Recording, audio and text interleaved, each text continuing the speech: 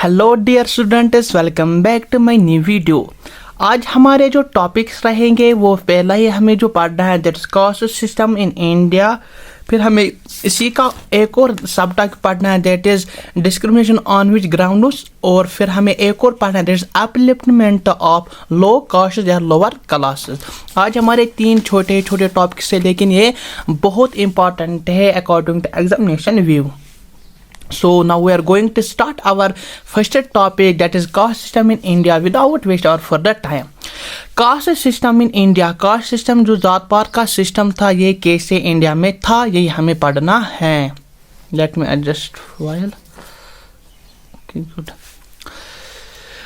Cast system is also known as varna system और जातीय system. जो कास्ट सिस्टम है, जात पात का सिस्टम है, इसका एक और नाम से जाना जाता है डेट इज वर्ना सिस्टम, और एक और नाम से डेट इज जातीय सिस्टम। जातीय system, caste system, varna system is a name of only one, that is caste system.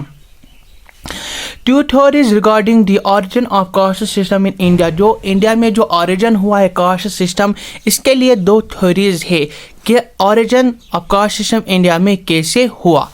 First theory states that caste system originated due to skin color, while second theory जो पहली theory of caste system state करते बोलती है, define करते जो origin of caste system किस base पर हुआ, वो हुआ है एज ए स्किन कलर। कोई गोरा था, कोई काले थे, कोई ब्राउन कलर के थे, और इसी से यही स्टेट्स करते हैं पहली थ्योरी कि जो ओरिजिन ऑफ कास्ट सिस्टम हुआ है वो हुआ as a skin colour. While second theory states that it took its origin because of difference in occupation। और जो सेकंड थ्योरी बोलती है, डिफाइन करती है कि जो कास्ट सिस्टम इंडिया में हुआ है वो हुआ है due to that difference in occupation. कोई गवर्नमेंट एम्प्लॉय था, कोई मजदूर था, कोई एग्रीकल्चर के साथ वाबस्ता था, इसी के बिना पर जो कास्ट सिस्टम है इसका आगाज़ हुआ है। ये क्या कौन सी बोलती है, सेकंड थ्योरी डिफाइन करती है। शॉर्ट में याद रखना ही है कि जो कास्ट सिस्टम ऑफ इंडिया है इसके लिए 2 थ्योरीज है। पहली थ्योरी ये बोलती है कि जो कास्ट सिस्टम है इसका origin due to skin colour हुआ है, और दूसरी थ्योरी स्टेट्स करते वो बोलते हैं जो ओरिजिन ऑफ कास्ट सिस्टम हुआ है वो due to difference in occupation हुआ है। आई होप कि आपको अच्छे से समझ में आया हुआ होगा जो origin of caste system in India. अब people did not belong to these castes known as outer castes, और जो पीपल जो इन दोनों में नहीं आते थे, हमें पता है कि 4 कास्ट्स इन इंडिया में, और वो पीपल जो इन 4 कास्ट में नहीं आते हैं उनको क्या कहते हैं, उनको कहते हैं outer castes. Outer castes people उनको कहते हैं जो इन कास्ट में नहीं आते, मीन्स 4 कास्ट्स में इंडिया में नहीं आते हैं, विच इंक्लूड हरिजन्स। और हरिजन्स उनका नाम है, एक और नाम हरिजन्स है आउटर कास्ट का, और उनको ये नाम किसने दिया है, that is by Gandhi ji ने उनको ये नाम दिया है, that is Harijan.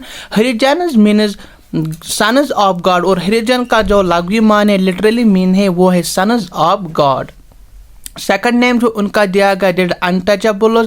Third that is Dalits. Fourth one that is oppressed classes, and fourth one that is schedule castes. ये 5 नाम एक ही के हैं, दैट इज आउटर कास्ट्स के। ये वो है जो इन कास्ट सिस्टम में नहीं आते हैं, जिनके लिए कुछ भी राइट्स वाइट्स नहीं है। आई होप डियर स्टूडेंट्स आपको ये अच्छे से समझ में आया हुआ होगा। इट टुक इट्स ओरिजिन, जो कास्ट सिस्टम है इसने कहाँ से ऑरिजिन किया है, कहाँ से इसका आगाज़ हुआ है, that is in later Vedic period. जो ऑरिजिन ऑफ कास्ट सिस्टम हुआ है वो कहाँ से हुआ, कब हुआ है, that is in later Vedic period. हमें पता है कि Vedic period is also known as Aryan period, और लेटर वैदिक पीरियड स्टार्ट होता है फ्रॉम 900 BC टू 600 BC को हम लेटर वैदिक पीरियड कहते हैं। We find it is first reference in the 10th mandala of Rigveda. Important question है इधर, जो कास्ट सिस्टम का हमें रेफरेंस मिलती है वो हमें कहाँ से मिलती है, that is 10th mandala.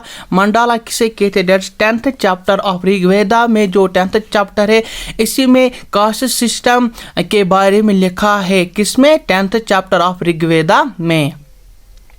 I hope dear students आपको ये अच्छे से समझ में आया हुआ होगा कि जो कास्ट सिस्टम इन इंडिया है इसका ओरिजिन कैसे हुआ और कहाँ से हुआ और कब हुआ।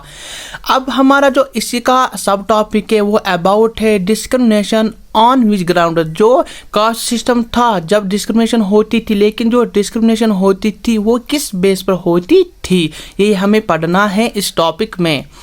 Outer castes were not allowed in temples. Outer castes मैंने पहले ही आपको पढ़ा है कि जो इन 4 कास्ट्स में नहीं आते हैं उनको हम आउटर कास्ट्स कहते हैं। और जो आउटर कास्ट्स है उनको अलाउ नहीं किया जाता था कि वो टेम्पल्स में आए और वहाँ पर वर्शिप कर सके। ये एक डिस्क्रिमिनेशन थी। It led to rise of Bhaktism. जब इनको अलाउ नहीं किया जाता था टेम्पल्स में वर्शिप करने के, तो इसकी वजह से एक मूवमेंट ने आगाज के लिया है और उस मूवमेंट का नाम क्या था, डेट इज भक्तिज्म। भक्तिज्म एक वो मूवमेंट है जब जो कोई वर्शिपर था उसने फिर पर्सनल गॉड की पूजा करने से की, मर कहाँ पर, दैट इज इन होम में उसने स्टार्ट की किसी गॉड की वर्शिप करना। क्यों स्टार्ट की, जब उनको अलाउ नहीं किया जाता था टेंपल में, सो इसीलिए उन्होंने फिर यही फैसला किया कि अब हम घर में ही वर्शिप करेंगे और उसी से एक मोमेंट का आगाज होता है, that is known as Bhaktism. Outer castes were not allowed to reside in villages. जो आउटर कास्ट्स थे उनको एक और डिस्क्रिमिनेशन ये थी कि उनको जो विलेजेस होते थे उनमें उनको रहने नहीं देते थे। कौन नहीं देते थे, जो अपर कास्ट्स होते थे, जो 4 कास्ट्स होते थे वो उनको अपने विलेजेस में नहीं रहने देते थे। We found many instances where low caste women were supposed to wear the clothes below the shoulder.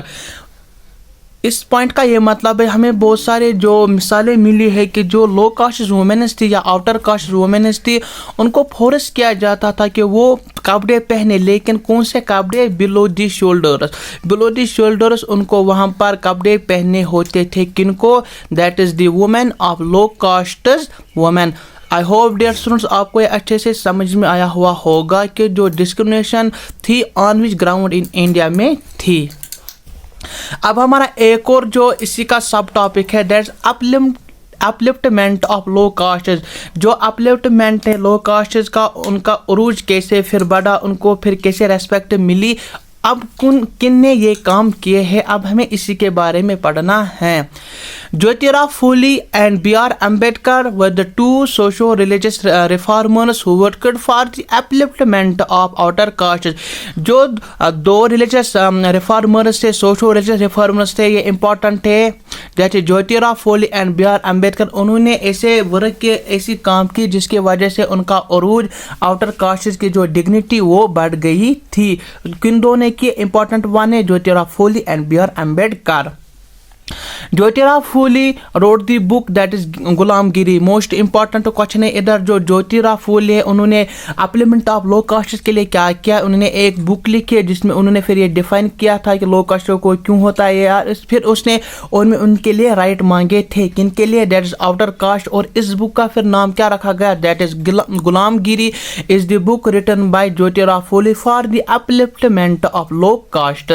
और जो सेकंड वन है that is B.R. Ambedkar। B.R. Ambedkar is also the chairman of our constitution या drafting committee का। B.R. Ambedkar made organization that is known as Depressed Class Association in 1930। जो B.R. Ambedkar है उन्होंने एक organisation बनाई थी, उस ऑर्गेनाइजेशन का नाम क्या रखा, that is known as depressed class association. कब बनाई थी, 1930 में। और इसमें भी उन्होंने for the upliftment of low caste के लिए वर्क किया था। और एक और पॉइंट जो हमें पढ़ना है दैट इज पूना पैक्ट। एक एग्रीमेंट था, पुणे में हुआ है, दैट इसका नाम पूना पैक्ट था। An agreement between Gandhi and B.R. Ambedkar। ये किन के दरमियान हुआ, दैट इज B.R. Ambedkar और गांधी जी के दरमियान। और इसका काज क्या था, Gandhi observer fast until that in सितंबर 1932। इसका काज ये था इस एग्रीमेंट का, Gandhi observer fast until that, उसने छोड़ा था, उसने बोला था कि मैं खाना पीना छोड़ूंगा जब तक न मैं मर जाऊंगा। लेकिन जो इसका काज था वो यही था कि जो B.R. Ambedkar था वो सेपरेट इलेक्टोरेट्स मांगते थे, किन के लिए, that is for low caste के लिए। इसलिए फिर गांधी जी ने सोचा और हमें पता है कि जो गांधी जी वो ये नहीं चाहता था, वो चाहता था सब यूनिटी में रहे, इसलिए फिर उन्होंने यही फैसला किया गांधी जी ने कि मैं एक एग्रीमेंट करूंगा, that is known as agreement between Gandhi and B R Ambedkar Poona pact. ये इसी के लिए था कि जो आउटर क्लासेस जिनके लिए B R Ambedkar separate electorates मांगते थे वो ऐसा न कर सके, और फिर ऐसा ही हुआ कि बी आर अम्बेडकर ने ऐसा नहीं किया, और फिर जो इंडियन के पीपल्स थे वो एक साथ रह गए, यूनाइट बन के रह गए, और फिर गांधी जी ने ऐसा नहीं किया, और फिर इस एग्रीमेंट से ये केस भी सॉल्व हुआ। किस केस से? That is Poona pact in September 1932। I hope dear students आपको ये आज के जो हमारे छोटे छोटे टॉपिक्स थे वो अच्छे से समझ में आए हुए होंगे। So thank you students for watching this video, thank you so much, see you seen in the next video, thank you so much, bye, take care.